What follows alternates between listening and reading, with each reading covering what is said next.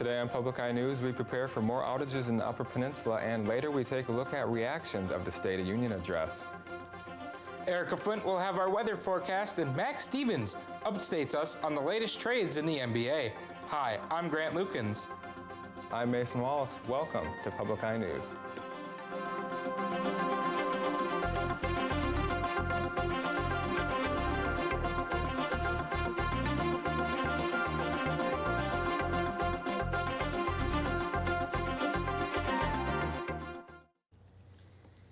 Northern Michigan University is set to host TEDx NMU Diving Deeper on Saturday, March 16th from 1 to 8 p.m. in the Forrest Roberts Theater. The event will focus on 12 speakers sharing insights on how they dove headfirst into job-related passions and are trying to inspire others to do the same. Some topics of discussion will include living with joy, meaning and purpose, all the way to the ethics of storytelling and the role of the listener and teller to foster social sustainability. More information on the event can be found at tedxnmu.com, and you can contact the NMU ticket office for tickets. And local utility companies are reminding customers to be ready in the event of more power outages Thursday and Friday as a predicted winter storm moves closer to the Upper Peninsula. According to UPCO, all the power is restored after being knocked out by Monday's ice storm. The National Weather Service issued a winter storm watch for mid-morning Thursday through Friday, with a possible accumulation of 10 to 14 inches of snow. The wind chill is expected to be 25 below zero Friday morning. UPCO also wants people to report any downed electrical power lines, while the Marquette County Emergency Management tells people to take some time today to assemble a home emergency kit. The Buffalo Reef Task Force has released a draft preliminary alternative analysis for protecting important species of reef fish that were dumped in over 100 years ago. Shifts in the sand deposits over the years threaten to bury Buffalo Reef, destroying the spawning habitat for whitefish and lake trout. The task force hopes to hear input from the public about what management strategies they should use and any adjustments to those strategies. The task force will be accepting comments until March 8th, and these comments will be included in the draft meetings. The U.S. Department of Transportation has given Michigan $20 million to repair the roadways from heavy damage stemming from flooding and winter conditions. Today, the Department of Transportation announced that it will give out $705 million to aid 39 U.S. states, as well as the American Samoa, Puerto Rico, and the U.S. Virgin Islands. $19.2 million out of that $20 million awarded to Michigan has been given specifically to the Upper Peninsula to repair the damage from the Father's Day flooding that occurred in 2018. United States Attorney Andrew Burge announced Tuesday that Jason Harry Bishop was sentenced to 20 years in federal prison for transporting child pornography from Sault Ste. Marie, Michigan to Sault Ste. Marie, Ontario, Canada. Back in January of 2017, the Canadian Border Patrol inspected Bishop's vehicle while crossing the border and found several images of child porn. Bishop will also serve 10 years of supervision following his release from prison and is ordered to pay a total of $45,100 in fines. And a hearing has begun to determine if the former Michigan State University president will face trial related to the Larry Nassar scandal. Louis-Ann Simon is accused of lying in an interview last May when investigators tried to determine how Nassar managed to get away with sexual assault for so long. Authorities say Simon knew back in 2014 that Nassar had been accused of molesting a woman at a campus clinic. Nassar is currently serving decades in prison for possessing child pornography. And after the break, we'll be back with your national and international news. Stay tuned.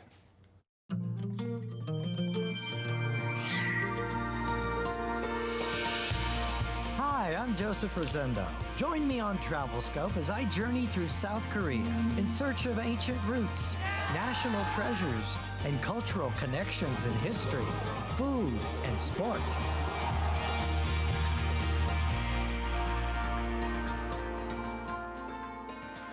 Today at 4:30 on Public TV 13. And welcome back. On Wednesday, the Vatican clarified comments from the Pope Francis, where he used the term sexual slavery to describe an incident with a French congregation of nuns. A Vatican spokesman said the term sexual slavery refers to the abuse of power from the people involved in these cases. Pope Francis used this case as a reference to openly state the problem of many members of the clergy sexually assaulting nuns.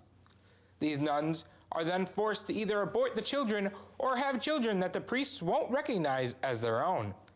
The Pope said that the Vatican has been dealing with this problem for years, but Pope Francis has also said that he is going to do more to fix this problem. A police officer who mistakenly shot and killed a black man at an Alabama mall will not be charged. E.J. Bradford Jr. was killed Thanksgiving night. Maria Villarreal is in Hoover, south of Birmingham, with details, including surveillance video, that some viewers may find disturbing.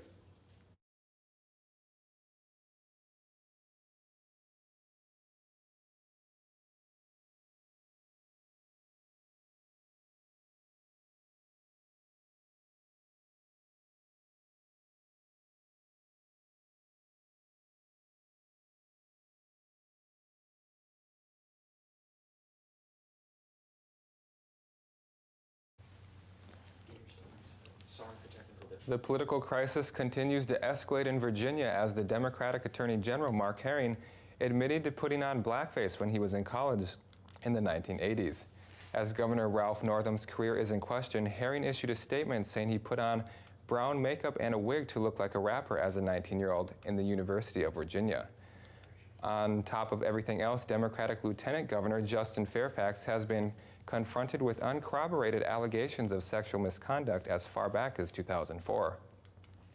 The chairman of the Virginia Legislative Black Caucus, Lamont Bagby, said the members need some time to process all this news, saying, quote, "We've had a lot to digest," end quote. And President Trump received high praise from Republicans and independents for his State of the Union address last night, while Democrats did not give the speech good reviews. Nicole Killian has more reaction from Capitol Hill. Don't sit yet. You're going to like this. President Trump received 43 bipartisan standing ovations during his State of the Union address. We also have more women serving in Congress than at any time before.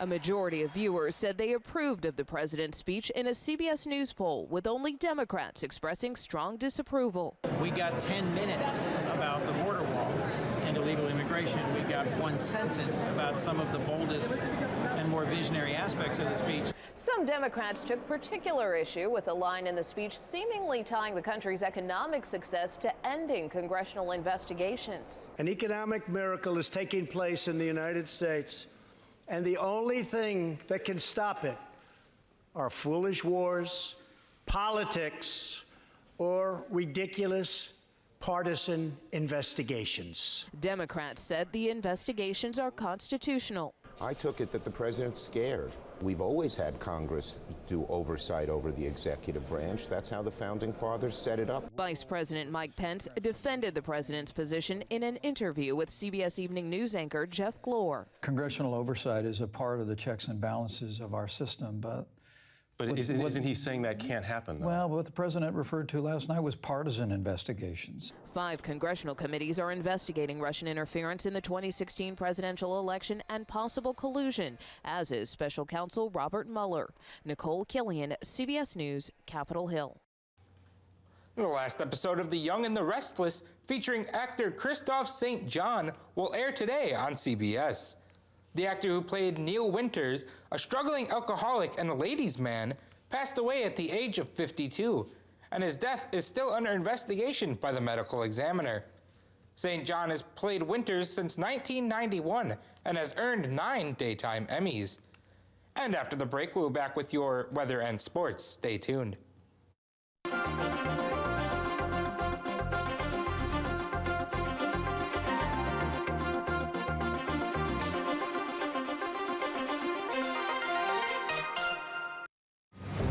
Vast, frozen, barren. This is no place to be a lone wolf. Here, prey are fierce and 5 times your size. But the biggest challenge of all, your competition.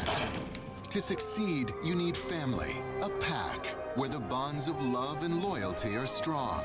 Because here, strength in numbers is the only way to survive. Tonight at 8 on Public TV 13. Hi, I'm Erica Flint with your weather today, and as you can see behind me, we have a lot of snow on the Academic Mall. Our current conditions are cloudy with a temperature of 21 degrees, winds north-northeast at 5 miles per hour with a pressure of 30 and falling. Tonight it's going to be snow with a low of 17 and winds at north-northeast at 7 miles per hour. Tomorrow, more snow, a high of 22 degrees, winds at northeast 13 miles per hour. Our current conditions throughout the UP are primarily cloudy. In Sault Ste. Marie, it's 17 degrees, in Manistee, 19 degrees, in Escanaba, 22, and in Menominee, it's 21 degrees. Over here in Iron Mountain, we have 21 degrees, in Ironwood, 21 degrees, in Houghton, 25 degrees, and in Marquette, 22 degrees. Looking ahead, Friday is a high of 12 and a low of 1 degrees. And cloudy. Saturday, a high of 15 and a low of 7 degrees and mostly cloudy. Sunday, high of 12 degrees, a low of 2 degrees, and it's still cloudy. Hi, Max. I hear you have some sports stories for us. Absolutely. A lot of trades going on in the NBA. Plenty to talk about today. With the NBA trade deadline fast approaching tomorrow, the Detroit Pistons have made a couple of moves. The Pistons agreed earlier today to send forward Stanley Johnson to the Milwaukee Bucks in exchange for center Thon Maker, according to ESPN's Adrian Wojnarowski. Johnson, 22 years old and the 8th overall pick in the 2015 draft, will help the league-leading Bucks with perimeter defense. Johnson is averaging 7.5 points and 3.6 rebounds in his 4th year in the league. Maker, 21 years old and standing at 7'1", will look to continue to develop his career in Detroit, where he's likely to see more minutes than he did in Milwaukee. Maker, in his 3rd season, is averaging 4.7 points and 2.7 rebounds in about 12 minutes per game across 35 games this season. And the Johnson-Maker trade isn't the only deal the Pistons have made. They've also agreed to trade Reggie Bullock to the Los Angeles Lakers in exchange for Svatoslav Michalek and a 2nd-round draft pick. The deal gives the Lakers a much-needed 3-point threat. Bullock, in his 4th season with the Pistons, is averaging 12 points per game on 38% 3-point shooting with about 6.5 attempts per contest. The former Kansas star and 21-year-old Michalek was drafted by the Lakers with the 47th overall pick last year and is averaging 3 points in about 11 minutes per game this year. This certainly is not the move Lakers fans have been expecting to hear about, as the Lakers have been engaged in serious trade talks with the Pelicans in recent days about superstar Anthony Davis. And in other NBA trade news, the Philadelphia 76ers have made another move to solidify their push to win the Eastern Conference this year. The 76ers have sent Landry Shamet, Wilson Chandler, Mike Muscala, a protected 2020 first-round pick, unprotected 2021 first and second-round picks, and a 2023 second-round pick to the Clippers in exchange for Tobias Harris, Boban Marjanovic, and Mike Scott. Tobias Harris is in the middle of his best season in the NBA, averaging about 21 points per game on 50% shooting. Harris is also shooting 43% from the three-point line.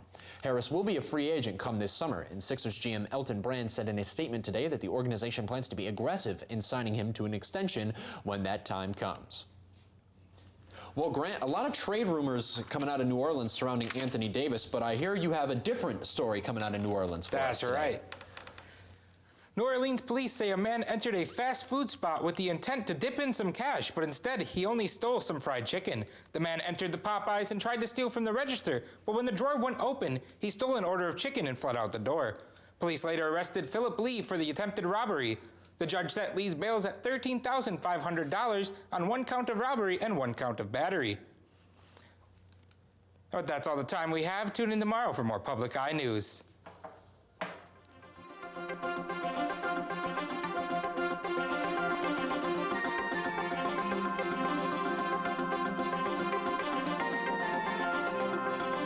preceding program was produced in studios located in the Edgar L. Hardin Learning Resources Center by WNMU-TV, Northern Michigan University Public Television.